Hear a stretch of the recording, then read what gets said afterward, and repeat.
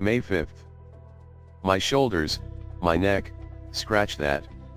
Ouch, my everything. I woke up with a cricked neck from curling onto that ridiculous bench thingy, and topped that off with a day's worth of digging through clay. I hate the beginning of a dig. It's all work and no satisfaction, as all of the things you are looking for are deeper down. To top it all off, my gut has been aching up a storm, and I swear I needed to use the bathroom more than I am used to. Must have eaten something that didn't agree with me. At least, Madam was behaving herself. She wasn't the least bit sorry about me having to sleep with no blankets or even a pillow, but she didn't tear me a new, whatever new orifice she would have preferred, I don't know. My digging skills are more than adequate, although my technique leaves much to be desired, her words not mine. There is a technique to digging? First time I heard of such a thing. Then again, that might be why my back and shoulders hurt so much right now. Why did she leave it till the end of the day to tell me? Typical female. I don't even have the luxury of relaxing in a hot shower right now, because she's hogging it. As soon as she is out of there I am in, hot water or no. My ears are itching up a storm from being under a headband all day and all night. Come to think of it, how am I going to hide my massive ears all the time? Note to self, find a way to ensure ears remain reliably hidden with lessage. Oh, that's her turning the shower off now. My turn. May 6th. Oh great Mother Earth. What in the name of Hellhammer was she eating for breakfast? She filled the bowl with what looked like dried cereal grains first, and that is fine, but then she poured on milk. Does she even know where that comes from? I looked at the packaging and apparently it is from a cow. Poor calf. I hope its mother had enough left over for it. That isn't the worst thing though. Cheese is made of really old milk. I think I'm going to throw up. I know now why my stomach was so upset yesterday. Ick. Milk is nutritionally sound for infants, but I have never in my entire life heard of adults drinking it. I know humans are a bit detached from the natural world, so naturally I thought the liquid milk in the supermarkets was for feeding babies or maybe baby animals, not adults. Boy have I got a lot to learn. I suppose it's my fault for not integrating. Kind of hard at first with no income though. More digging ensued after she laughed her rump off at me grossing out. Apparently I am immature.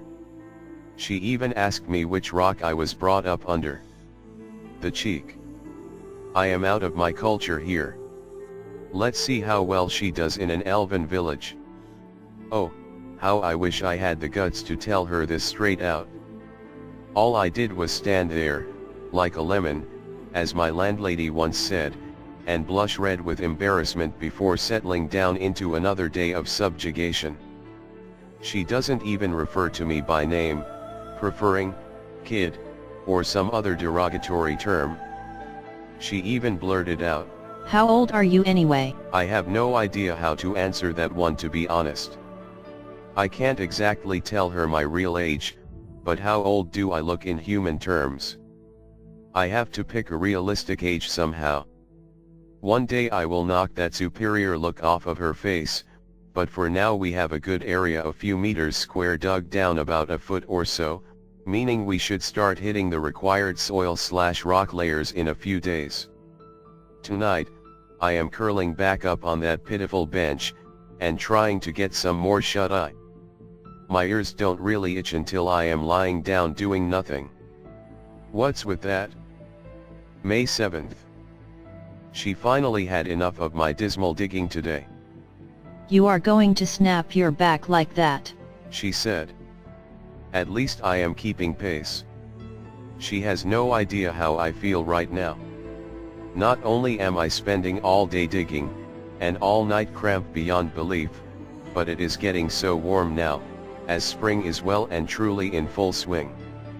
She spent the whole day breathing down my neck, and grabbing every bit of me she could. Apparently it was to wrestle me into the correct technique. Humans have the concept of personal space too, right?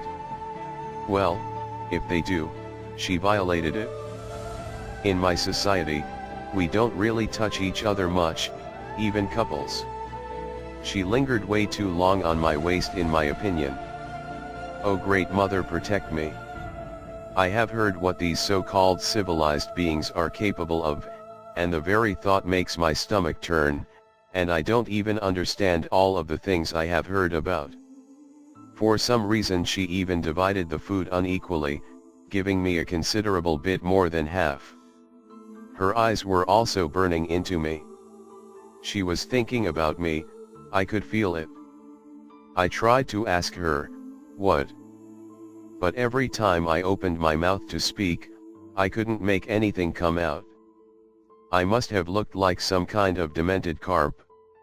What in the name of all things living is wrong with me? I never have trouble communicating with anything, including humans. It must be her eyes. They are bewitched, I swear. Every time I gaze into those deep hazel orbs, she paralyzes my vocal cords, the witch. No wonder she's so used to getting her own way, the cheater. Well, her fear/intimidation spell won't work for long.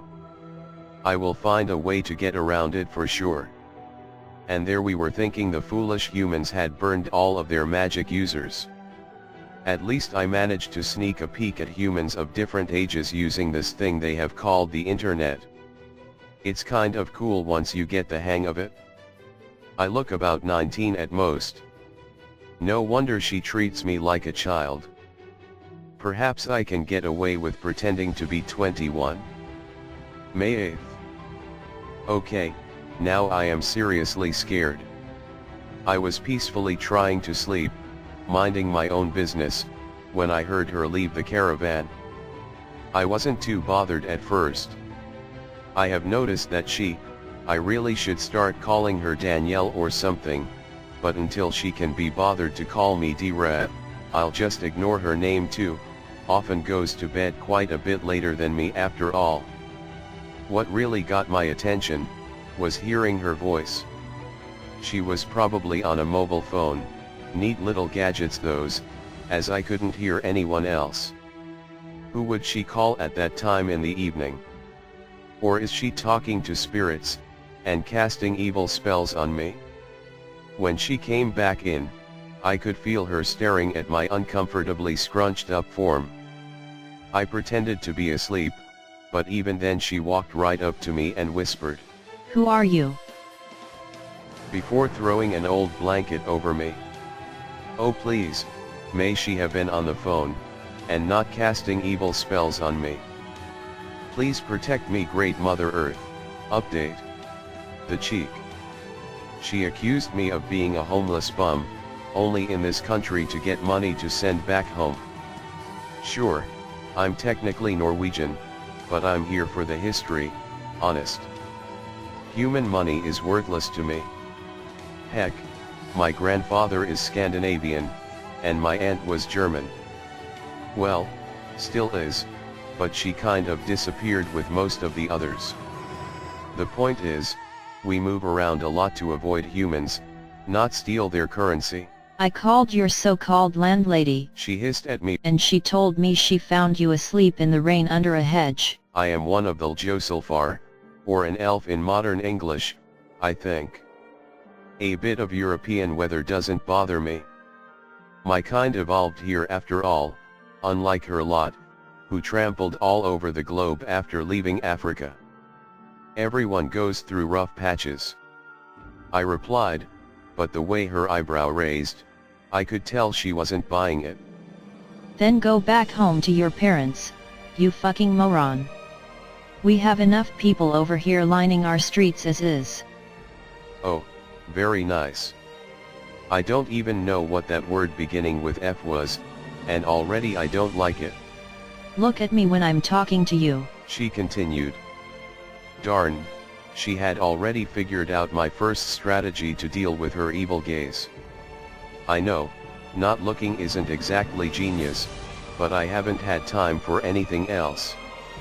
Then, She grabbed my arms and yanked me around, so I had to look into her eyes.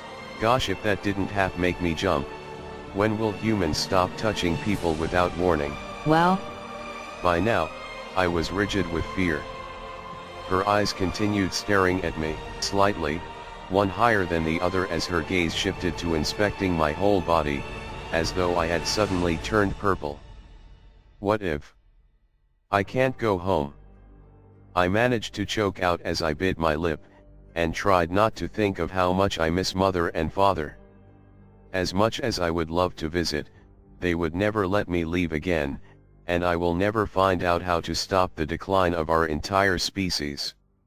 She looked at me strangely for a few seconds, then released her grip on me. Oh my God, she muttered. Her eyes were like saucers now. What did I do? She glanced at my waist again. Seriously? Am I naked? Bleeding? See-through, or something? Sorry. Let's get something to eat, and if you want to talk about it later, we can.